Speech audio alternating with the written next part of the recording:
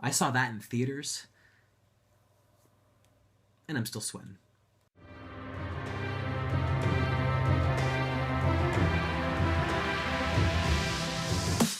Hello folks, it's Charlie in Westeros here, and I'm going to give you guys my thoughts on Game of Thrones Season 5, Episode 10, entitled Mother's Mercy. This was the season finale for Season 5 of Game of Thrones, and this review is going to be spoiler-friendly, so if you haven't caught up to the books... Wait a second. I mean, aside from, well, some pretty key details and changes, we're pretty much caught up to the books now, so... yeah, just watch the review. Mother's Mercy. If anything, there was a lack of merciful mothers this episode. Selyse gives herself a debatably merciful end this episode. Ellaria Sand gives the not-so-merciful gift of death to Myrcella. And Cersei, well, damn. We'll get to that. But first, let me say this. I am officially giving up any hope of ever seeing Lady Stoneheart or the fake Aegon character. There, I said it. It didn't happen this episode. I don't think we'll ever have them in the show either. But if you want to keep on hoping, go ahead. So, with that out of the way, let's talk about the first scene of the episode. The first one I want to address, and that is the events in and around Winterfell. So, firstly, I gotta say it was great to see Theon back and do something good for a change. When he defenestrated... I love that word. Myranda from Winterfell, the whole audience in the theater began to applaud and cheer. It was just so great. I did think Ramsay would flay her for actually letting Sansa escape, but I guess I was wrong about that. It was such a yes moment. And then when Sansa and Theon made that quasi-suicidal jump from the top of Winterfell, well, I certainly hope there is a pile of snow at the bottom or something, because that fall looked deadly. The other option I sort of imagined was that Theon would turn himself over and cushion her by letting her fall on top of him or something, but yeah, I don't know, I just have a crazy imagination, guys. Now, the Stannis scenes. Damn, that was a tragic way to go out. I mean, crap, his wife killed herself, his army's dissipated. It's really looking like that he's gonna be just what he feared, a footnote in a history book. Oh, and so much for Melisandre's promises of success and victory. I thought for sure she was intentionally tricking him to ensure his defeat so she could go back to the Wall and see Jon Snow as the Azor Ahai figure and revive him or whatnot, but she looked genuinely distraught when she reached the Wall, unless of course that was all part of her deception or whatever, but... well, never mind that. In terms of the Brienne and Stannis scene specifically, I entertained the idea that he was alive for a bit, but yeah, nope, I think he's dead, unfortunately, or fortunately. I was convinced that part of her character arc, that is, of Brienne's character arc, would be to show mercy to Stannis and, opt to have him help her save Sansa. Of course, I say that assuming he still had some semblance of an army, but it looks like the option of trading in Sansa was swapped for saving, or for redeeming Renly's honor. Not the outcome I had expected at the beginning of the season, that's for sure. And, of course, the second Brienne leaves is when Sansa lights the candle in the window. I mean, it's Game of Thrones, right? So, obviously I should have expected that. But in all seriousness, rest in peace, TV show Stannis. You entertained many in spite of failing this season so badly. What can I say? Speaking of failing their missions, though, but having some sweet payback, let's talk about Arya. Holy crap, the scene where she kills Baron Trent, in spite of its gory nature, also had the entire audience of the theater I was in cheering. In a weird way, I love how her killing of Trent sort of mirrored Catelyn Stark's death at the Red Wedding scene, or 2 seasons ago, really, where Cat was crying tears and had her throat slit. Trent's gouged out eyes cried tears of blood before his own throat was slit. So I certainly appreciate the homage, if you will, to the Red Wedding this episode. That's for sure. The other thing I thought when watching this scene was how much Arya, whilst face-changing, which, by the way, I didn't know she was able to do that already, reminded me a lot of that girl on The Ring. Samara, I think it is? Yeah, when she had her hair draped over her face, she gave me major Samara vibes, that's for sure. Of course, I did think she would suffer some form of repercussion for killing the wrong person, and going blind was, quite fitting after all. I was a bit tripped out by the whole Jack and Agar taking poison but then revealing it to be somebody else, but I guess, the whole point of that was to just show how self-identity is supposed to be irrelevant to the Faceless Men. Something Arya, the girl, still needs to learn. All in all, their scenes were quite satisfying, so I gotta say I quite enjoyed the scenes at Braavos this episode. Now let's go to Meereen. So, it looks as though the Harpies' rebellion is under control for now, but I gotta say, I do wonder if we won't see some epic battle at Meereen later on, possibly. I was surprised by the choice of having Grey Worm and Missandei stay in Meereen, actually. I do wonder if they just won't remain there and rule while Dany opts to go and, go about things differently, maybe. In the books, I had anticipated Dany to bring the entire horde of Dothraki, or I do anticipate, rather, her bringing the entire horde of Dothraki to go and wipe out Meereen completely. Kind of like her Valyrian ancestors did with the Giscari so many thousands of years ago.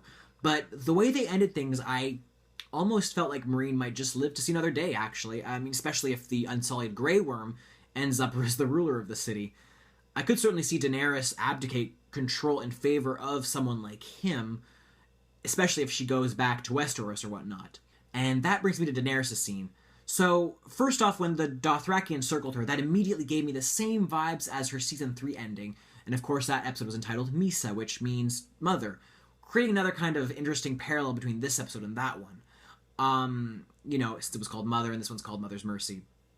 I have made the hypothesis that the Dothraki are going to side with Dany in the books, especially given the dragons she has with her, or the dragon she has with her, and they'll probably see it as some kind of omen, probably. So, normally they would have needed to bring her back to Vaes Dothrak so she can rule with the other Dosh Khaleen, or, widows of previous calls.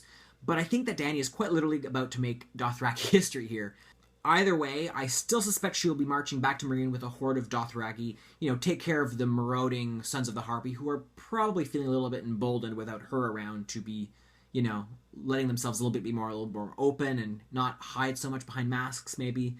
Hell, wouldn't it be actually really weirdly poetic justice if she opted to give the Sons of the Harpy as slaves to the Dothraki?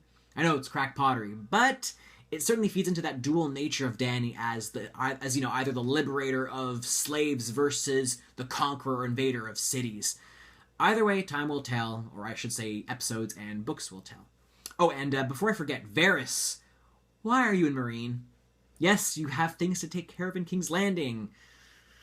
Oof, I have more to say on that, but I will save that for my 3 hours long discussion I do Wednesday on James Johnson's channel, and the link will be below for that. But otherwise, I did enjoy seeing Varys this episode nonetheless, so it was just interesting to see him at that specific geographic location, and those of you who read the books know what I mean. Now, for Dorne. Ooh, man, if the Sand Snakes aren't hated enough now, they are definitely going to be really feeling the heat, especially Ellaria Sand. I don't think there is any amount of bad poussé that will help their case at this point in time. I'm still trying to figure out why on earth they were so adamant to kill Myrcella, someone Ellaria acknowledges as innocent, yet she wants to kill her just to have Jaime suffer for Oberyn's death? Normally I do try to keep an open mind with the books and, just understand that the show and the books are separate entities, especially in terms of character progressions and arcs, but in the case of Ellaria and the Sand Snakes, well, damn, I can't help but question some of the show's choices, Either way, it looks as though Cersei's prophecy is slowly coming true. She only has Tommen left now, and with Trystane a single man once more, wouldn't it be interesting if Doran tries to marry him to Dany? Above all, should it be revealed that he is trying to plot her ascension to the throne? Now, that would be some pretty crazy twist for the show, and of course we have something somewhat similar to that in the books, but we won't get into that here. Now, to change things up a little, I want to talk about something that show did brilliantly this season, or this episode in particular. Yes, I am talking about Cersei's Walk of Shame to the Red Keep. What can I really say? I thought it was done perfectly. Granted, in the books, they do try to emphasize the aging and not-so-great shape of Cersei's naked body, but I can honestly overlook that because I truly felt Lena Headey, who plays Cersei, did a brilliant job with her scenes at King's Landing, especially this episode. I don't know what else to say. When her champion, I'm guessing they're going to call him Robert Strong, or, who was once the Mountain, obviously, was revealed at the end of this episode, well, holy cow, he seemed even more epic than in the books. And especially after watching the shame she bore this episode, she's going to make sure those small folks who witnessed that, she's going to make sure they burn. And her champion, she's going to ensure that he does some nice slicing and dicing with some sparrows, especially that Septa who slapped her around the last few episodes. That woman's going to die. Predictions, you heard it right here first, folks. Also, I don't know if it was just me, or did we get a slight glimpse of Pycelle giving a pervy glance over Cersei's body? Not only that, I also thought we saw the similar glance from the High Sparrow, and I don't know if it was that it was pervy so much as it was him maybe being happy to see this once powerful and proud woman fall from grace and kind of indulge in that emotion. But I guess we'll find out in a couple of seasons, or next season rather, in a year in time. Now to talk about the last scene of the episode, Events at the Wall. All right, I can admit it. I'm going to say this. Ollie is a little turd. I said it. He needs to die. Now that I've admitted that, I will say it was too obvious they were hyping him to betray Jon Snow. And that was why I was hoping for him to, surprise us in some fashion and, maybe have him actually try to save Jon instead of kill him and maybe die in the process of doing something redeemable. Instead, he was the Brutus to Jon Snow Caesar. I will say this, it looks as though the conspirators did the deed in the dark of night so that nobody else would know who the culprits were, and to avoid, of course, getting discredited because they committed the act. I will say, however, there is no way that was a smart move considering they have thousands of wildlings living around them right now. And there is no way the wildlings will overlook that fact, the fact that their savior, Jon Snow, was just stabbed to death. That's going to put them in a little bit of an anxious position. And I am kind of surprised Alliser Thorne, honestly, was foolish enough to instigate that, because I thought he was a little bit smarter than to risk pissing off a bunch of wildlings, I mean, it's their lives on the line, I'm just saying. Oh, and before I forget, here's a quick little prediction. I think that Ollie will also confess who did the deed of killing Jon to the wildlings, or someone, and that will take care of the conspirators in the end of the day for the next season or the season after.